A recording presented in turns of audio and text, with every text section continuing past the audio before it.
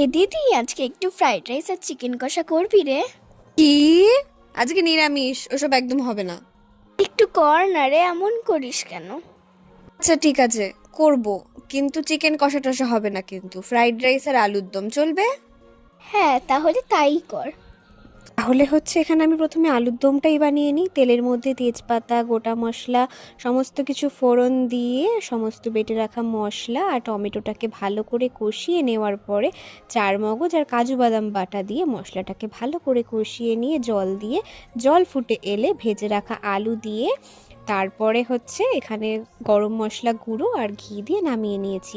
এবার এদিকে ফ্রাইড রাইসের জন্য আমি জল বসিয়ে দিয়েছি হাঁড়িতে, তার মধ্যে নুন আর তেজপাতা আর গোটা গরম মশলা দিয়ে দিয়েছি। এখানে আমি কড়াইতে সাদা তেল আর ঘি দিয়ে তার মধ্যে সমস্ত সবজি, কাজু বাদাম, কিশমিশ, লঙ্কা, আদা সমস্ত কিছু ভেজে নিয়ে চালের সাথে মিশিয়ে দিলেই রেডি।